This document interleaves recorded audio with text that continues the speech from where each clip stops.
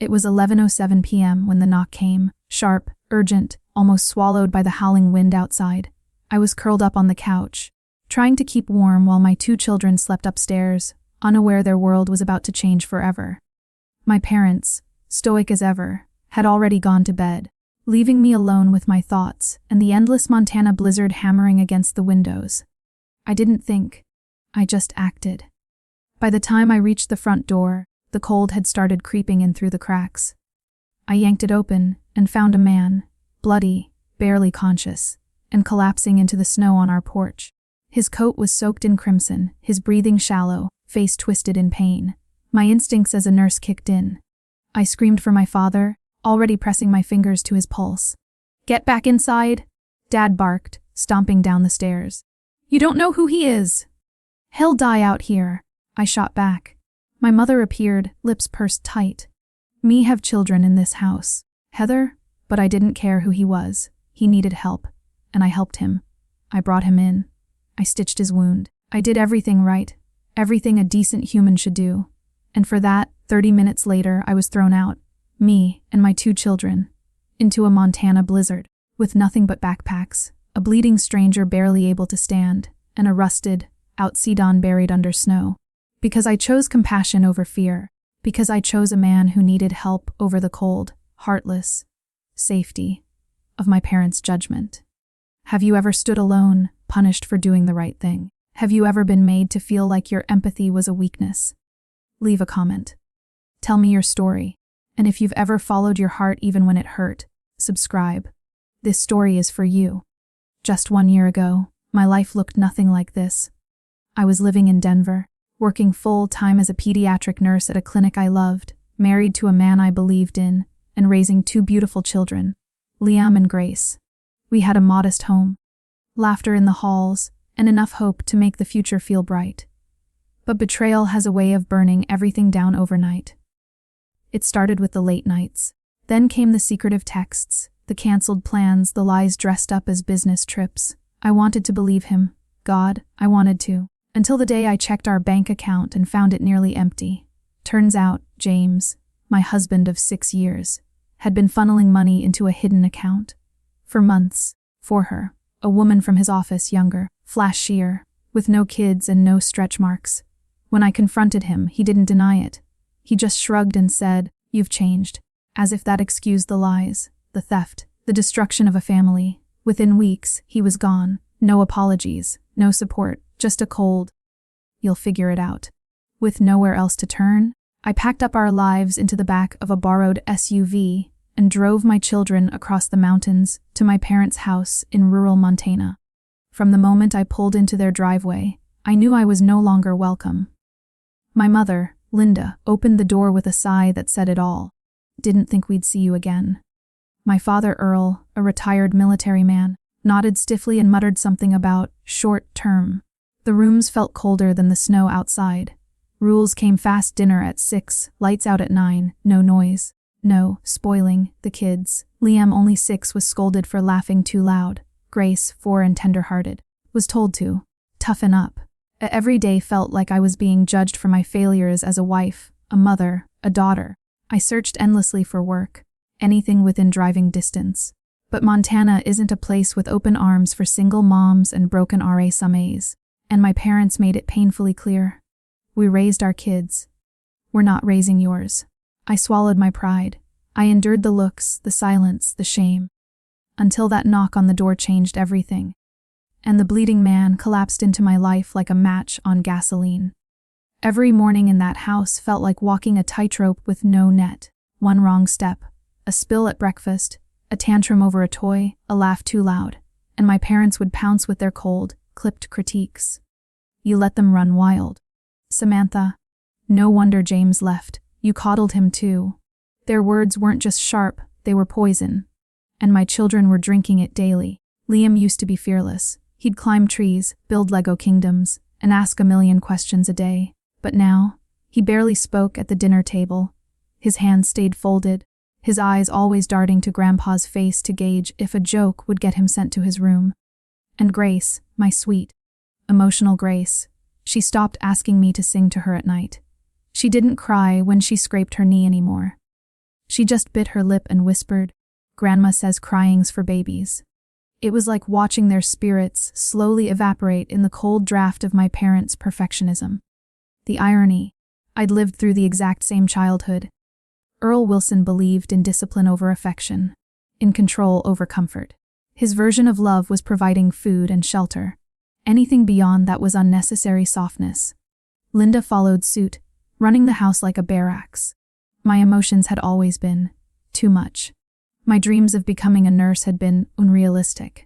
When I left home at 18 with a scholarship and a duffel bag, I swore I'd never come back, and yet here I was, 33 years old, divorced, homeless, with 2 kids and no money, under the same roof that raised me to fear my own voice. Some nights, after putting the kids to bed, I'd go sit on the back steps of the porch and cry into the Montana wind, not because I was weak, but because I had no safe place to be strong. It wasn't just the rigidity, it was the hypocrisy. They refused to help with childcare, yet expected me to find full-time work. They criticized me for being broke, yet offered no support when I applied for government assistance. And worst of all, they judged my poor life choices, while ignoring the fact that I had left everything to be a mother and wife. As if compassion and sacrifice were sins in this house, still I endured it, for Liam and Grace, for the hope that maybe, just maybe, this was temporary, that a job would come through, that I'd save enough to get us out. I kept my head down, tried not to argue, but inside I was drowning. Then came the night the man showed up at our door, bleeding, barely standing. The moment I looked into his eyes, something inside me cracked open. Here was a man whose life was hanging by a thread, and despite everything, the fear, the danger, my parents' disdain, I chose to save him. Because I knew what it felt like to be bleeding and ignored. To cry for help in a house that only offered silence. I couldn't turn him away. I wouldn't, and in making that choice, I knew I would pay for it, and I did, with my home, my safety, my last shred of acceptance. But what I didn't know was that I had just saved not only his life, but mine too. It was the kind of cold that burned. The Montana wind howled against the windows like a living thing, and snow piled up like barricades outside. I had just finished tucking Liam and Grace into bed with extra blankets and whispered promises that we were safe. Even if I wasn't sure anymore, I was nursing a cup of stale tea when it happened. A dull, heavy thud on the porch. Probably a tree branch, I thought at first, until I heard it again. Heavier, human. I stood, heart pounding. My mother barely glanced up from her knitting. Probably a raccoon. But I was already moving. When I pulled open the door, the wind screamed in, pelting me with ice, and there, in a heap of blood, snow, and broken breath, was a man. He was slumped over, one hand clutching his side, dark red leaking through his coat. A cowboy hat lay in the snow beside him, and I could see pain carved into every frozen line of his face. "Dad," I shouted. "He's hurt." Earl appeared with his flashlight, grumbling. "Shut the door! You don't know who he is. He won't survive another minute out here." I knelt beside the stranger, already checking for a pulse. "Gunshot wound. Hypothermic. We should call the sheriff," my father said, backing away. "He'll die before help even gets through that storm." The man's eyes flickered open, just for a second. "Please," he rasped. "Don't call anyone." That should have stopped me. But it didn't. Together, we hauled him inside and laid him on the kitchen table. I ordered towels, antiseptic, boiled water. My mother stood frozen, horror on her face. "He could be dangerous. He's dying." As I cut open his coat, I found the source. Clean entry and exit wounds, just above the hip. Heavy bleeding, but no shattered bone. I worked fast, hands steady from years of ER practice. Every time he groaned, my heart clenched. But I didn't stop. Then things got strange. From his pockets spilled a satellite phone I'd never seen before. A metallic keycard. A thumb drive worn like a necklace. "What kind of cowboy carries this tech?" Dad muttered. Before I could answer, the man's hand clutched my wrist. "They're coming," he whispered. "Don't call anyone. It's not safe." "Who's coming?" I asked, but he was already slipping back into unconsciousness. We should have called someone. My parents were right about that, but something in his voice, raw, terrified, made me hesitate. My father hovered near the landline, hand shaking over the receiver. No authorities. The stranger whispered again, eyes wild with panic. Please. Just 24 hours. My mother's eyes narrowed into icy slits. He's involved in something illegal. He needs to leave. He needs rest. I snapped. His not a thir, I'm a nurse. Let me handle it. Finally, my dad relented. He can stay until morning. Then he's gone. No arguments. I nodded. It wasn't ideal, but it was something. As we moved him to the couch, I caught a glimpse of something behind his pain. Resolve. Not the kind born from fear, but the kind born from purpose. Later that night, my mother cornered me in the hallway. You brought danger into this house, she hissed. I brought in a man who would have died on our porch. This isn't a stray animal, Samantha. This is real. This is reckless. I met her gaze, steel in my spine.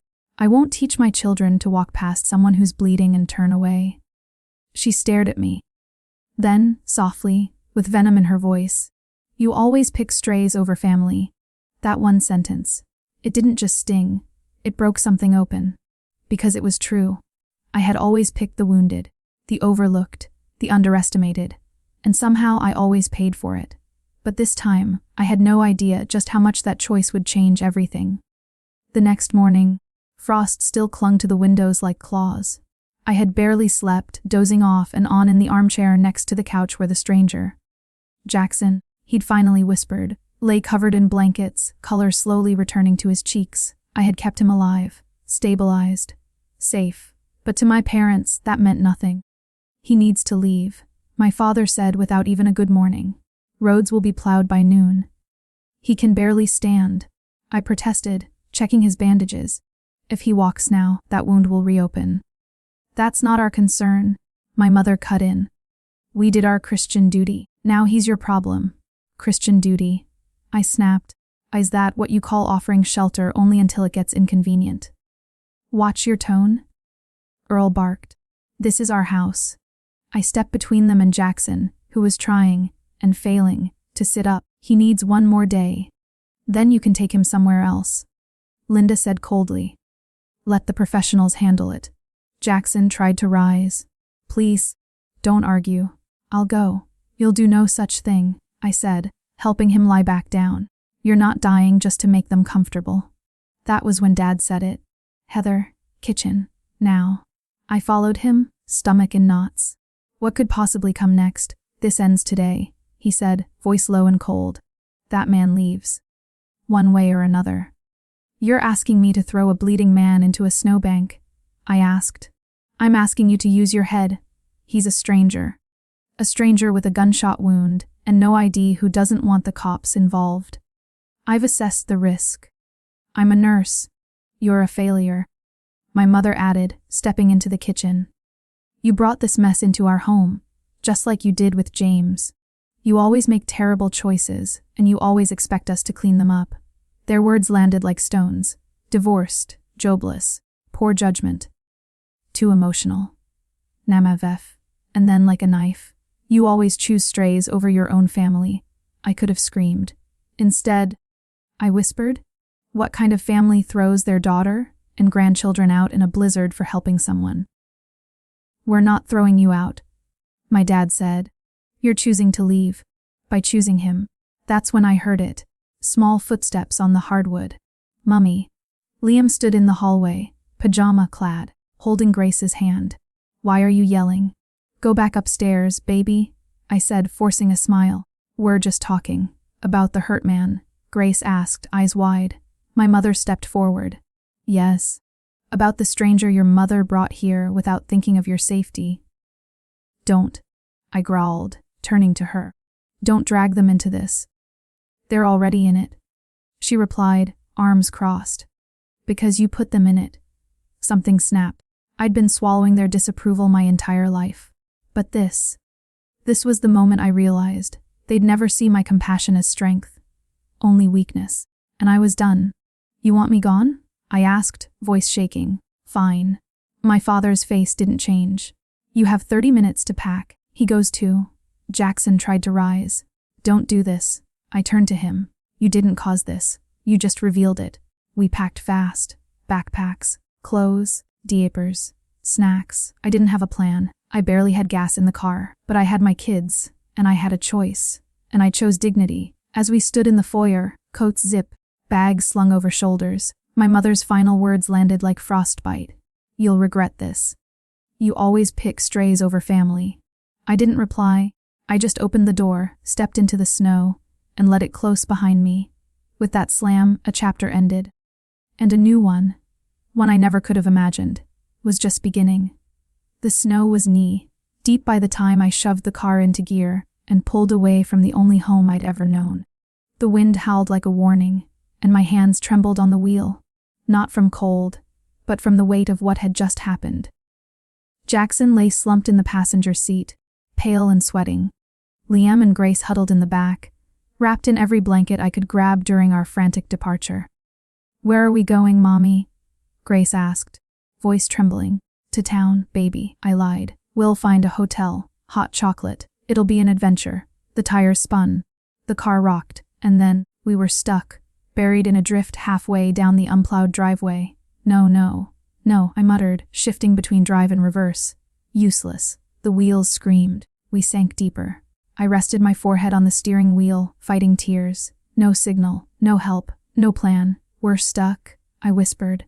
"In the middle of nowhere, with a bleeding man and 2 kids. Then Jackson's voice, weak but steady, cut through the panic. "There's a place. About 3 miles east. My property." I turned to him. "What kind of place?" "A safe one. Fully stocked. Secure. Can we walk there?" I asked, scanning the white void outside. "We'll have to." And just like that, the only option became the unthinkable, trekking through a Montana blizzard with 2 small children and a man who could barely stand.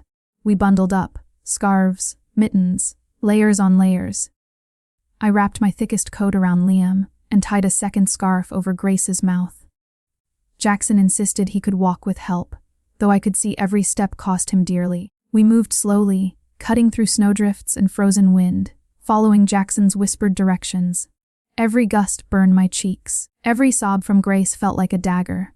Liam tripped twice. Jackson collapsed once, but we kept going. Because turning back meant crawling to people who'd already turned their backs on us. And giving up, that wasn't an option. 2 hours in, just as my legs began to buckle, Jackson pointed through a stand of pines. There, I expected a cabin, a shed, something with walls and a roof. What I saw stunned me. A modern, glass, and timber home stood nestled in the snow, sleek, silent, almost unreal. Like something out of an architecture magazine. Jackson led us to a side panel, punched in a code, and the door slid open with a quiet hiss. "Welcome," he said, collapsing against the frame. To my retreat. Inside was warmth, fire, light, clean lines, soaring ceilings, and silence, the good kind. The kind that wraps around you like a blanket instead of a threat. I helped him to the couch and checked his wound. Still closed, but his fever was rising. Grace crawled onto a sheepskin rug and fell asleep instantly. Liam clung to me, his little fingers like ice. I didn't have time for all. I moved on autopilot, hot water, blankets, Tylenol. By the time I got Jackson settled, and the kids tucked in on a plush guest bed, I allowed myself one moment to sit down and breathe. That's when it hit me. This man, this stranger, wasn't just some lost ranch hand. This place was no rustic cabin. "Who are you?" I asked. Jackson sighed. "Jackson Montgomery." The name didn't register. "I founded Montgomery Tech Solutions 15 years ago." My brain stuttered. "Montgomery Tech?" As in, the cybersecurity firm used by governments, corporations, billionaires? "You're that Jackson Montgomery." He nodded. "I prefer to keep a low profile." I stared at him. "You collapsed on my porch with a gunshot wound. That's not low profile." He gave a faint smile.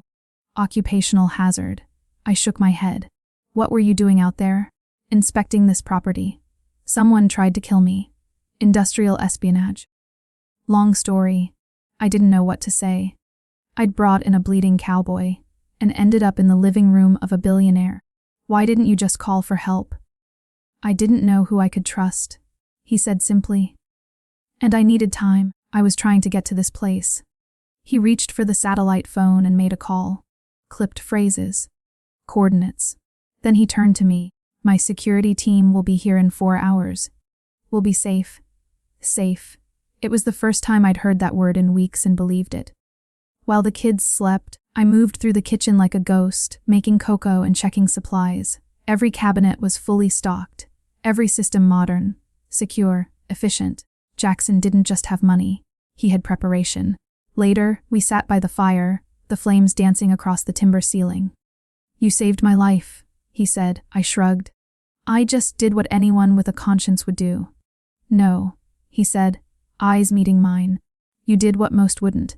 That night, as his security team arrived, silent men in black SUVs, scanning the perimeter like professionals, I realized I had stepped into a world I didn't understand. But maybe, just maybe, it was the world I was meant to be in. Not because of his wealth, or his tech, but because here, in this unexpected sanctuary, someone saw me. Not as a failure. Not as a stray collector. But as a mother who'd walked through a blizzard for her children, and a stranger. The next morning brought sunlight, and a strange quiet I hadn't felt in months. Not the strained silence of my parents' house, but the kind that fills a place of peace. Liam and Grace were still asleep, curled in a bed bigger than their old bedroom, their tiny bodies relaxed for once, not tense with fear of breaking rules. Jackson sat at the kitchen island, bandages fresh, sipping coffee and scanning his phone. He looked better, stronger, but still sore, still healing. So was I. "You're up early," I said, grabbing a mug. "I don't sleep much," he replied. "Too many things in motion." "Because people are trying to kill you?" I asked, half joking. His mouth curved into a dry smile. "That's part of it." We sat in companionable silence for a while. Then he turned to me. "I want to offer you something." My breath caught. "Before you panic," he added quickly. "This isn't charity. I have a foundation. The Montgomery Rural Healthcare Initiative. We've been planning a clinic in this region. I need someone local. Someone who knows medicine. Someone like you." I blinked. "You're offering me a job." He nodded. "Director of operations. It pays well. Flexible hours for the kids. And I trust you." The words hit harder than I expected. I don't know. That's a lot. Too much. No. Maybe just too soon. His expression didn't change. "You're allowed to think about it." I did.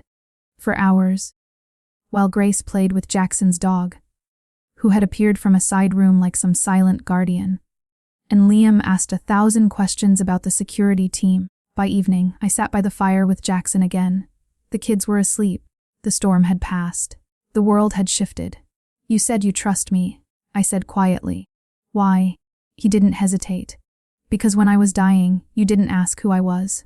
You just saved me. That kind of instinct, I want people like that around me." I shook my head. "You don't even know me." "I know enough." He paused, then added, "And I've been where you are. Lost, betrayed. Rebuilding." I looked at him, really looked. "How?" "My wife died 5 years ago. Cancer. I buried myself in work afterward. Lost track of who I was trying to keep the company afloat. I climbed, and by the time I looked around, I was alone at the top. That cracked something open. Because I knew that feeling. So you started this foundation to fix that? To reconnect? To use what I built for something real?" We sat in silence again. But this time, it wasn't heavy. It was full. Later that night, I stood in the guest room, watching my kids sleep. Their cheeks pink from warmth, their breathing steady. I thought of the cold floor of my parents' house. The rules. The shame. The way my mother's voice still echoed in my head. "You always pick strays over family." And for the first time, I didn't flinch at the thought. Because maybe that wasn't a flaw. Maybe that was my gift. Maybe Jackson wasn't a stray. Maybe he was the beginning of something I didn't know I needed. The next morning I stood in the kitchen, heart pounding. "I'll take the job," I said. His smile was small. Genuine. "But I want to earn it. Interviews. Application. I don't want a handout." "Deal," he said. "No special treatment." And just like that, a new chapter began. Not in shame, not in fear, but in choice. 1 week later, I sat in front of a panel of board members. Real people with RA-some-As and credentials. And told my story. Not the story of how I helped a bleeding man. Not the sob story of a divorcee with no options. The story of a nurse, a leader, a woman who knew her worth. I walked out of the interview with my chin high and my hands only trembling a little. 2 days later, I got the call I had the job. No strings, No shortcuts, just me. The position came with a fair salary, health insurance, and, maybe most importantly, a schedule that let me be with my kids every afternoon. We moved into a rental house in town, walking distance to the clinic and the schools. The landlord, a soft-spoken woman on the foundation board, didn't ask for a ridiculous deposit or demand perfect credit. She looked at me, saw the bags under my eyes and the fires still burning behind them, and simply said, "Welcome home." Emily started painting again. Her new teacher said she had rare talent. Liam made friends the first week, his energy finally channeled instead of punished. And me, I thrived. For the first time in years, I woke up excited. I led team meetings. I visited nearby towns to discuss outreach clinics. I ordered medical equipment. I ran payroll. I used every part of my brain and heart. And no one looked down on me for it. Jackson stopped by the clinic occasionally, not as a boss or benefactor, but as a partner. He asked questions. He offered insights. He listened. He brought Noah a replica of the dinosaur we'd left behind in the snow. The moment Liam opened the box and whispered, he remembered. Something inside me melted. One night, after the kids were asleep, we sat on my tiny porch drinking lemonade. "You're glowing," he said. "I'm exhausted." "That too," he laughed. "But in a good way." I nodded. "Feels good to build something. Not for someone else. Not under someone, but on my own." He lifted his glass to foundations, of all kinds, and we clinked. That night I lay in bed, staring at the ceiling fan whirling above me, and realized something I hadn't dared to admit before. I wasn't afraid anymore. Not of my parents. Not of failing. Not even of starting over. Because I had already done the hardest thing. Choosing my own voice over the noise. The roads were finally clear when I drove back up that long, frozen driveway, this time in a foundation vehicle with 4-wheel drive and my head held high. Jackson sat beside me, silent but steady. He'd offered to come, not to defend me, not to confront them, but to witness. And that meant more than I could say. When my parents opened the door, their faces said everything: surprise, defensiveness, and, beneath it all, a flicker of something like regret. "We were wondering when you'd call," my mother said stiffly. "I didn't come for permission," I replied, my voice calm. "I came to set boundaries." We stepped inside.